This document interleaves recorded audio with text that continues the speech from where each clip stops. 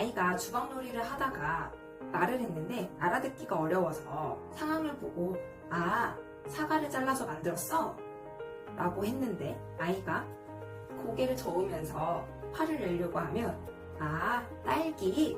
라고 했는데 아이의 반응이 라는 반응을 보였어요. 그러면 아, 딸기로 만들었구나. 딸기?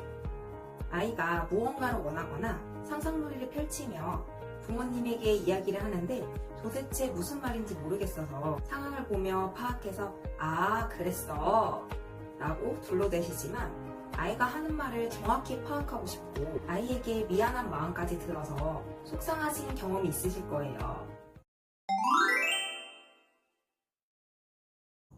안녕하세요. 해피미센터의 해피미 선생님입니다. 이번 영상은 아이가 언어 발달이 늘어서 지속적으로 무언가를 이야기하는데 못 알아들을 때 도대체 뭐라고 하는지 모르겠어서 뭐라고? 라고 되물으시면 아이가 화를 내고 답답해할 때가 있어요. 그럴 때는 어떻게 해야 할까요? 아이가 무언가를 원하거나 상상놀이를 펼치며 부모님에게 이야기를 하는데 도대체 무슨 말인지 모르겠어서 상황을 보며 파악해서 아, 그랬어 라고 둘러대시지만 아이가 하는 말을 정확히 파악하고 싶고 아이에게 미안한 마음까지 들어서 속상하신 경험이 있으실 거예요.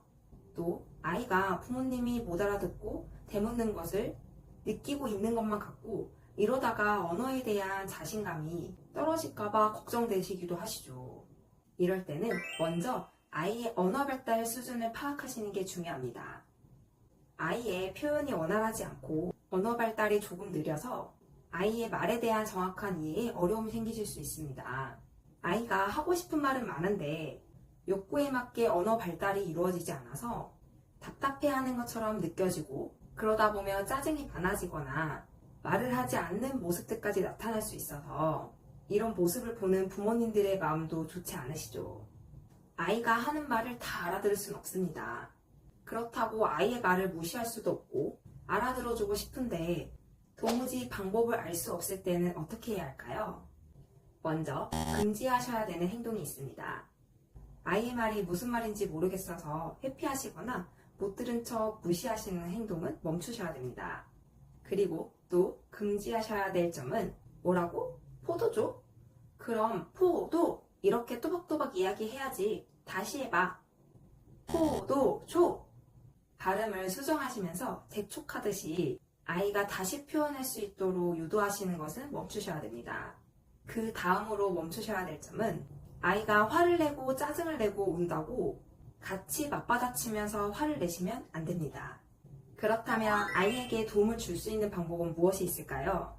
첫째, 전체적인 상황을 파악해서 추측하기입니다. 아이가 표현을 했는데 정확하게 알아들을 수 없을 때에는 아이의 몸짓과 표정, 그리고 전체적인 상황을 파악해서 정보를 취합하여 추측해보세요. 그리고 추측한 정보를 토대로 아이에게 명확하게 들려주세요. 아이에게 재촉하듯이 모방을 유도하지 마시고 아이의 의도를 파악해서 명확하게 들려주시면 자연스럽게 정확하게 표현하는 방법을 습득할 수 있는 기회를 제공할 수 있습니다. 예를 들면 아이가 주방놀이를 하다가 말을 했는데 알아듣기가 어려워서 상황을 보고 아, 사과를 잘라서 만들었어? 라고 했는데 아이가 고개를 저으면서 화를 내려고 하면 아, 딸기? 라고 했는데 아이의 반응이 라는 반응을 보였어요. 그러면 아, 딸기로 만들었구나. 딸기? 라고 보여주시면 아이가 자연스럽게 딸기를 따라할 수 있겠죠. 전체적인 상황을 파악했는데도 유추하기가 너무 어려우실 경우에는 아이의 발음을 귀 기울여서 들어보시거나 아이가 보낸 오늘 하루에 대해서 생각해 보시면서 반응을 보여주세요. 둘째, 아이의 말을 못 알아들었을 경우에는 솔직하게 인정하기입니다. 아직 언어 표현이 원활하지 않은 아이의 말을 다 알아듣기에는 어려움이 있습니다. 상황을 파악하기에도 어려움이 있을 경우에는 솔직하게 알아듣지 못했음을 인정하시면서 이야기해주세요. 엄마가 누구누구가 말하는 것을 이해하지 못했어. 미안해. 답답했지? 엄마가 다음에는 잘 들어볼게. 말해줘서 고마워.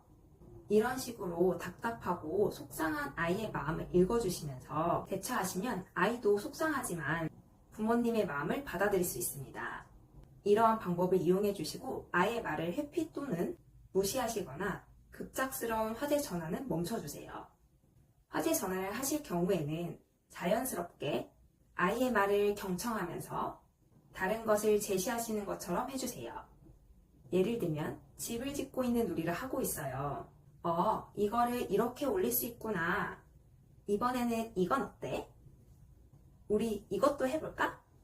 이런 식으로 자연스럽게 전환해 주시면 아이가 의사소통에 긍정적인 영향을 받으면서 상호작용하는 놀이와 더불어서 언어 표현이 향상되는 모습을 보실 수 있습니다. 하지만 아이의 발음이 너무 정확하지 않아서 도무지 알아들을 수가 없고 수정이 되지 않는다면 늦지 않게 전문가를 찾아오셔야 됩니다. 발음에 있어서는 나이에 맞게 발달되어야 하는 음소들이 있는데 불명확한 발음이 지속적으로 유지되고 치료 개입이 늦어진다면 정확하지 않은 발음이 고착되고 수정하기에 더 오랜 시간이 걸릴 수 있습니다.